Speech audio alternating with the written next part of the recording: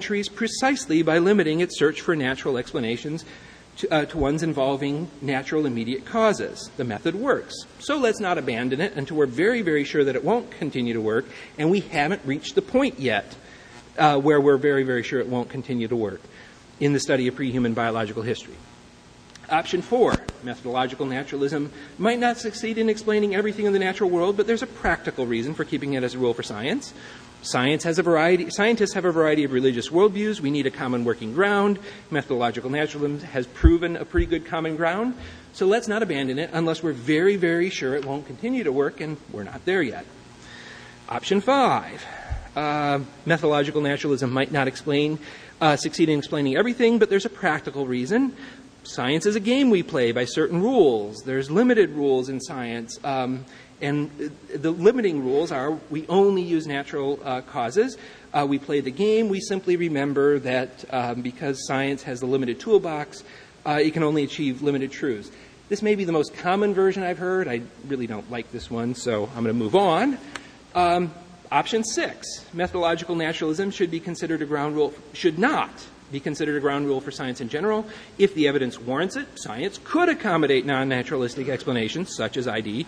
However, it appears that remaining questions about pre-human biological history, even questions about the origin of first life and complexity, will probably be resolved by improving our understanding of natural mechanisms. I say this purely on the basis of scientific evidence collected so far regarding how complexity can evolve. Option 7 is like number 6, saying methodological naturalism isn't a ground rule for science. Science could accommodate things like ID. However, I think pre-human biological history, even origin of life, will probably be solved via the toolbox of natural evolutionary mechanisms. I say that, well, even though the science isn't quite up to it, but I see additional points of support coming from cosmology and geology, which indicate that God has tended to work this way. Now, all of these views, except miracles in human history, and several of these views are very comfortable with the idea of miracles could have happened in pre-human biological history, just that the weight is against it. So, no embarrassment about miracles here, and just as there's a diversity of views within ID on various topics, there's a diversity within theistic evolution on various topics, including this one, and I just want, in going back to the myth, critics of theistic evolution ought to recognize that there is this diversity of views. Myth number 3, and this is where I'll spend most of my remaining time. Evolution is essentially deism. It doesn't have God acting as a creator in any meaningful sense. Now, I can understand the concern here in addressing God's creation and governance. Some theistic evolution advocates sometimes just write a few brief sentences about God still being in charge of events which are scientifically explainable, and they really don't go into much theological detail beyond that. So as a result, critics will see theistic evolution as kind of a weak fallback position, only if something like ID should fail. Now, there's a couple of issues. I'm going to say there's 3 issues mixed together here. The first is whether God is governing creation in a meaningful sense under theistic evolution. The second is whether the role played by random events in evolution makes it antithetical to the idea of God designing modern life forms. And the third is whether or not God's governance of biological history ought to be scientifically detectable. So, first, God's governance. Look back at that bullet point at the beginning of my talk, the front of the handout. The theology of God's governance of nature. Most theistic evolutionists would agree with each of those points, and that's what I'm interested in. Look particularly at the 5th bullet point about random events. Some would say God chooses the outcome of every single scientifically unpredictable event, and some would say, the third choice here, that God does that some of the time. All right, but look at the whole 6 as a whole, all 6 bullet points.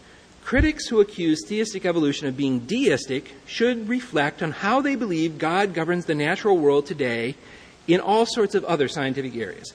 Consider the parts of the natural world studied by developmental biology, by ecology, by epidemiology, by meteorology, just to name a few areas of science. In all of these areas of study of the natural world, there's an interplay between deterministic natural laws and scientifically random processes.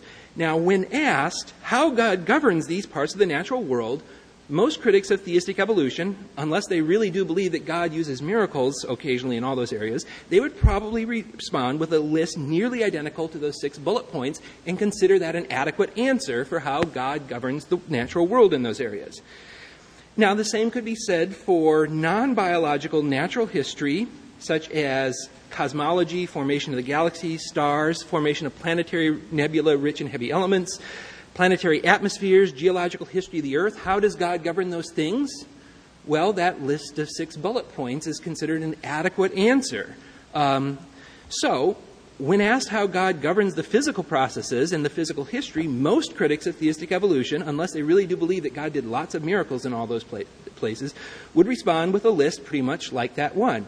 So in light of this, the charge of deism really should not be applied to theistic evolution unless it is applied to every other scientific field which is studied and modeled without explicit reference to detectable action by God of miracles of some sort. All right.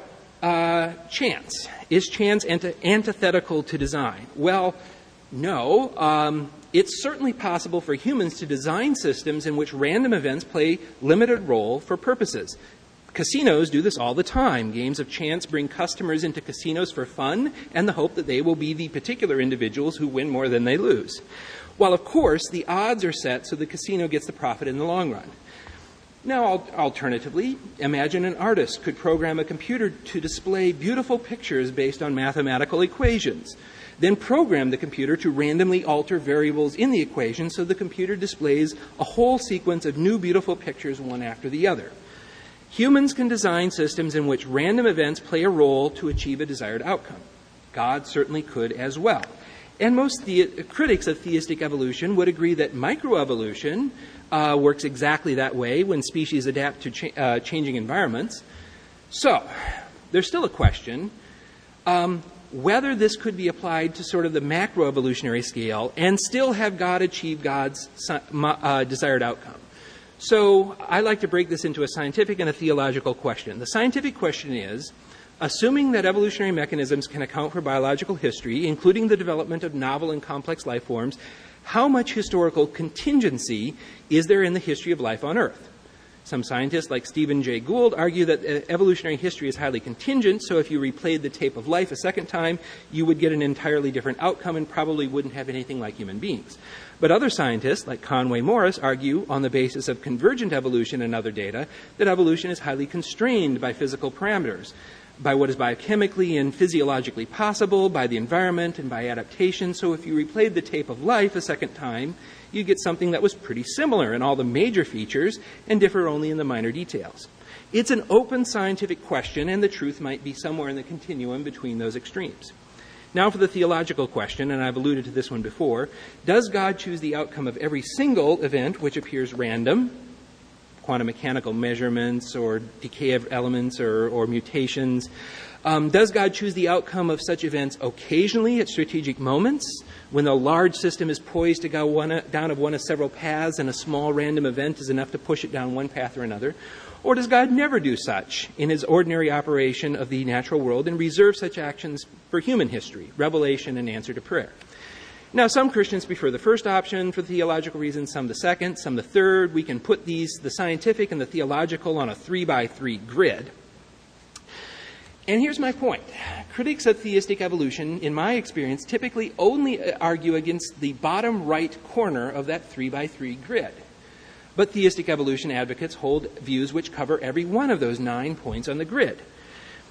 Now, it might be argued that the options on the bottom tier, where God determines the outcome of no random events outside of human history, is really deism, but I just answered that charge before with those 6 theological points. I'm not going to repeat that here. I want to focus on this question. Does God get what God wants out of biological history? Now, of those 9 options on the grid, there's really only one combination, the one on the lower right, with highly contingent evolution and God never selecting the outcome of random events outside of human history, that I think carries any significant risk that God might not get the particular outcomes God presumably desires, such as intelligent beings whom God could reveal himself and make his image bearers. And I think even that one can be finessed, but I'm not going to do that here. My point is that many